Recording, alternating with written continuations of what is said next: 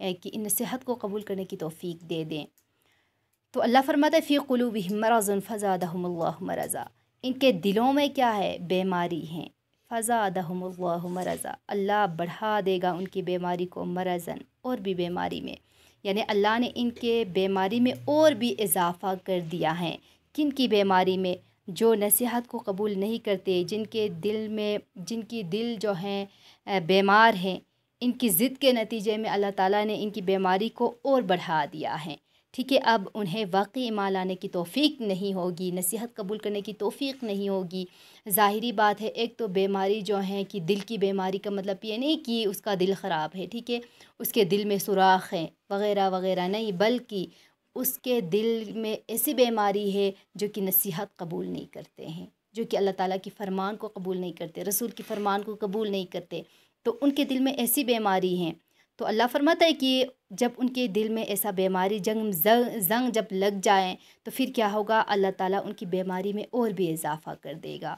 وَلَهُمْ، اور ان کے لیے عذاب علیم، ان کے لیے دردناک عذاب ہوں گے، بما کانوا یکذبون، اس لیے کہ وہ لوگ جھوٹ بولتے ہیں۔ کیوں؟ جب آپ جھوٹ بولیں تو جھوٹ کیا ہے؟ گناہوں کا جڑ جو ہے جھوٹ ہے۔ تو میں بار بار کہتی ہوں کہ ہمارے اس معاشرے میں باتوں میں کیا ہے، لوگوں کی باتوں میں 80% بلکہ 100 میں سے 99% جو ہیں جھوٹ پر مبنی ہیں۔ کیوں؟ کیونکہ ہم اللہ اور اس کے رسول کے فرمان کے مطابق ہم نہیں چل رہے ہیں، ٹھیک ہے، کیونکہ جھوٹ کیا ہے؟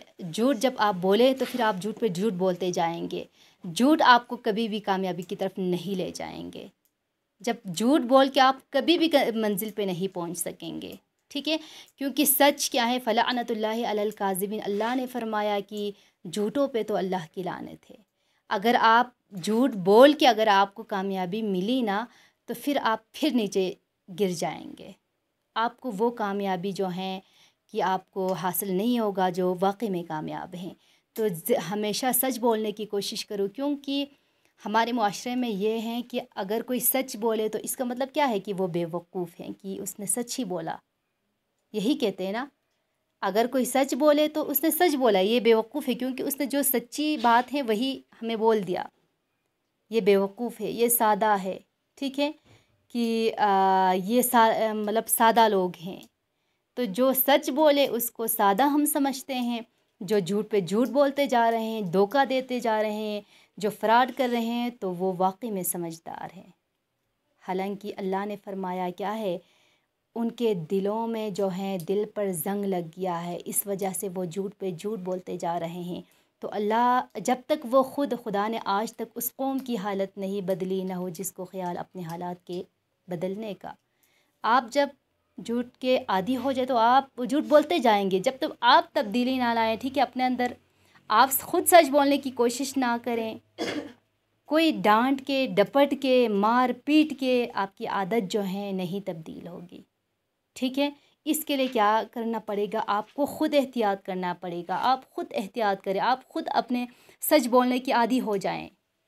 تو ہمیں جب آپ سچ بولیں تو پھر کیا ہوگا؟ اس سچ کی وجہ سے نا کہ آپ گناہ سے پرہیز ہو جائیں گے، آپ گناہ نہیں کریں گے۔ کیوں؟ کیونکہ آپ نے دوسروں کو سچ بولنا ہے، تو پھر اگر جھوٹ بولنا ہو تو پھر گناہ پہ گناہ کرتے جائیں گے نا، کیونکہ جھوٹ بولنے والے تو کسی سے ڈرتا ہی نہیں ہے، نہ کسی کا خوف ہے، کیونکہ اس نے اگر مجلس میں جا کے بھی اگر بولنے دے تو وہ جھوٹ بولنا ہے، اسے تو خوف ہی نہیں ہے کسی کا، کیونکہ اس نے جھوٹ ہی بولنا ہے، تو پھر غلطی کرتے جائیں گے۔